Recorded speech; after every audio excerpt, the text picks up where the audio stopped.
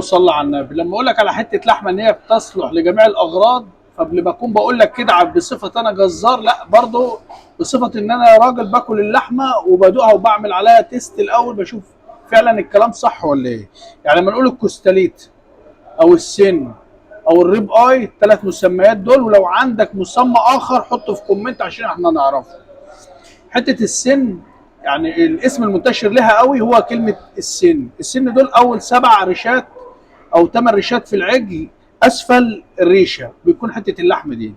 بنقول عليها كوستاليتا في مرسى مطروح، في اسكندريه بنقول عليها برضو كوستاليتا او السن او الريب اي، وفي بقيه المحافظات لها مسمى معين. تعالى يا باشا، حته اللحمه ديت شوي شغال، لحمه في الخضار في الطواجن روعه الروعه، شغال لحمه مسلوقه، لحمه تعمل عليها شوربه روعه الروعه اكتر كمان. وفي الشوي بقى يا باشا اللحمه اصلا وهي نيه سايبه نفسها. تعال بص يا باشا تفاصيل اللحمه. بص يا باشا، بص اللحمه، يعني عرق الفليتو معروف ان هو دايب، ما بالك بقى. بص دي اهي اللحمه وهي نيه اهي. بص يا باشا اللحمه وهي نيه انعم، يعني في معظم المطاعم بديل عرق الفليتو، ما فيش عرق فليتو ده ينزل على انه عرق فليتو، وكمان انعم من عرق الفليتو. خش يا دولي.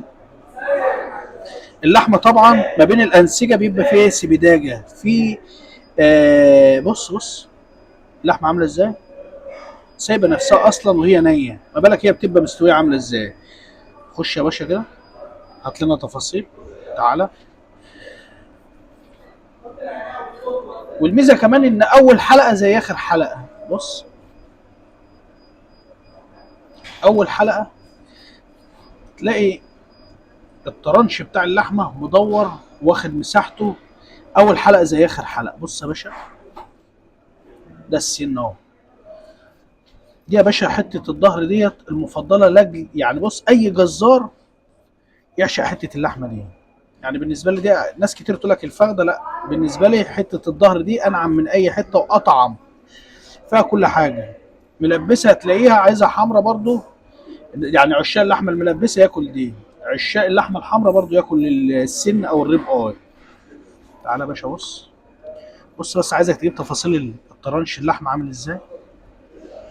بص تفاصيل اللحمه عامله ازاي. طب بص بقى ان اللحمه دي بتتقطع، بص لحمه دايبه في الشوي كمان، ايه حاجه روعه الروعه. بس ان انت الحرفانه هنا في ايه، انك تخلي الطرنش ده زي ما هو، تحافظ عليه، يعني لما تتبله تنزله الشوايه زي ما هو كده بالتدويره بتاعته بالحلقه بتاعته دي، تنزله الشوايه، تحافظ عليه في التتبيله انك تنزله الشوايه كده وتحاول تطلعه بالشكل ده. تيجي تمسك طرنش اللحمه تقطعه كده تلاقيه دايب معاك وسايب معاك. وحد الله وصلى على النبي، وما تنساش تعمل لايك للفيديو واستنى الفيديوهات الجديده.